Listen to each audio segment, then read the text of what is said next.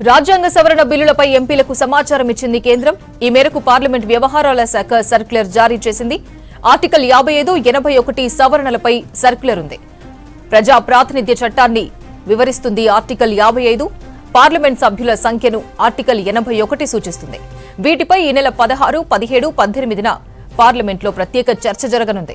దేశంలో మొత్తం 850 ఎంపీ సీట్లు పెరగనున్నాయి. నియోజకవర్గాల పునర్విభజన కోసం 3 సభ్యులతో కమిషన్ వేసింది కేంద్రం. సుప్రీంకోర్టు జడ్జి నేతృత్వంలో చీఫ్ ఎలక్షన్ కమిషన్, రాష్ట్ర ఎన్నికల అధికారి సభ్యులుగా ఉండనున్నారు. చట్టసభల్లో మహిళలకు 33% సీట్లు ఇచ్చేలా బిల్లును రూపొందించారు. ఎస్సీ, ఎస్టీ మహిళలకు రిజర్వేషన్లు కల్పించారు. వేరువేరు నియోజకవర్గాల్లో రొటేషన్ పద్ధతిలో రిజర్వ్ సీట్లు ఉండనున్నాయి. మరింత సమాచారం ఢిల్లీ నుంచి మదార్ ఫోన్ లైన్ లో అందిస్తారు. మదార్, ఎల్లుండి నుంచి పార్లమెంట్ ప్రత్యేక సమావేశాలు జరగనున్నాయి. పార్లమెంట్ వ్యవహారాల శాఖ ఎంపీలకు 2 బిల్లులు పంపింది. అప్డేట్స్ ఏంటి? 16, 17, 18 3 రోజుల పాటు కూడా పార్లమెంట్ సమావేశాలు నిర్వహిస్తున్నారు. కీలకంగా 3 బిల్స్ అనేది కూడా తీసుకురాబోతున్నారు. చట్ట సవరణలు ముఖ్యంగా 131 రాజ్యాంగ సవరణ, దాంతో పాటు యూనియన్ టెరిటరీకి సంబంధించినటువంటి అమెండ్మెంట్ బిల్లు, దాంతో పాటు మరొక బిల్, మొత్తంగా 3 బిల్స్ ని కూడా డీలిమిటేషన్ సంబంధించినటువంటి బిల్స్ ని ఇంట్రడ్యూస్ చేయబోతున్నారు. దాంతో పాటు మహిళా బిల్లులకు సంబంధించి మహిళలకు చట్టసభల్లో 33% రిజర్వేషన్లు కల్పిస్తూ కేంద్ర ప్రభుత్వం గతంలో తీసుకొచ్చినటువంటి నారీశక్తి అభినయం అనేటువంటి బిల్లుకు సంబంధించి దానికి సంబంధించినటువంటి సవరణ అనేది కూడా చేయబోతున్నారు. దానికి సంబంధించి ఈ మేరకు కేంద్ర పార్లమెంట్ వ్యవహారాల శాఖ మంత్రిత్వ శాఖ ఇప్పటికే సర్క్యులర్ అనేది కూడా జారీ చేసింది. 3 రోజుల పాటు ప్రత్యేకంగా పార్లమెంట్ సమావేశాలు నిర్వహించడంతో పాటు కేంద్ర ప్రభుత్వం ఆ ఎజెండాను కూడా ఈ బిల్స్ రూపంలో తీసుకొస్తున్నట్టుగా ఎంపీలందరికీ సమాచారం ఇచ్చింది. ఇప్పటి వరకు ప్రత్యేక పార్లమెంట్ సమావేశాలు 16, 17, 18 3 రోజుల పాటు జరుగుతాయి. దాంట్లో ప్రధానంగా మహిళలకు సంబంధించినటువంటి రిజర్వేషన్లు కల్పిస్తూ చేసినటువంటి చట్టాన్ని సవరణ చేస్తారంటూ మాత్రమే ఒక ఇంటర్నెట్ మాత్రమే ఇచ్చారు. బట్ ఇప్పుడు ఒక ఎజెండా రూపంలో ఏ బిల్స్ ని తీసుకురాబోతున్నారు, కేంద్ర ప్రభుత్వ ఎజెండా ఏ విధంగా ఉండబోతుంది అనే దానిపైన ఒక స్పష్టతనైతే ఇప్పటికి ప్రజెంట్ ఇచ్చినట్టుగా మనం భావించాల్సి ఉంటుంది.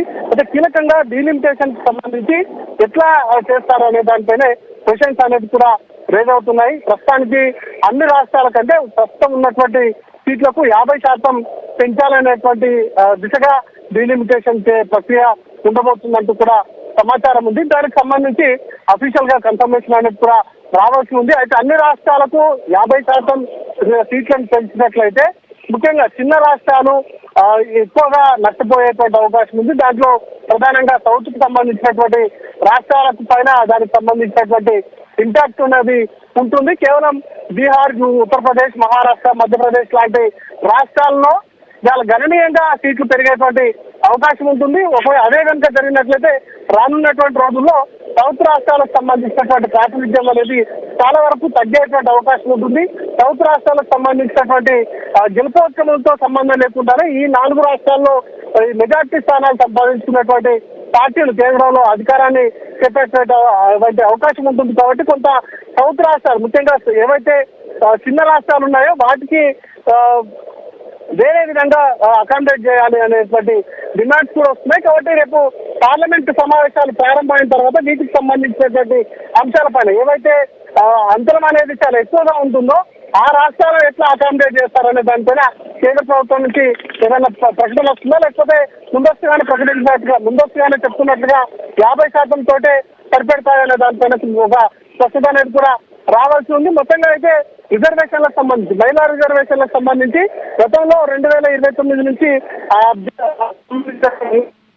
పెంచుతూ ఏవైతే సీట్లు దొరుకుతాయో ప్రజలకు కేటాయించేలాగా అమెండ్మెంట్ అనేది గతంలో ప్రచారం చేసుకొచ్చారు. దాన్ని ఇప్పుడు సవరణ చేస్తూ 2027 నుంచి ఎన్నికలు జరిగేటువంటి అసెంబ్లీ స్థానాలకు, అలాగే ఆ తర్వాత లోక్సభ స్థానాల్లో వాటిని మహిళలకు రిజర్వేషన్లు కల్పించేలాగా ప్రస్తుతానికైతే చట్ట సవరణ తీసుకొస్తున్నారు. కాబట్టి రేపు ఎల్లుండి నుంచి జరగబోయేటువంటి 3 రోజుల సమావేశాల్లోనే ఈ 3 కీలకమైనటువంటి అంశాలపైన చర్చించి ఆమోదం తెలుసుకునేటువంటి దిశగా కేంద్ర ప్రభుత్వం అడుగులు వేస్తా ఉంది. దానిలో భాగంగానే ఎంపీలందరికీ కూడా సర్క్యులర్ జారీ చేశారు. అపర్ణ.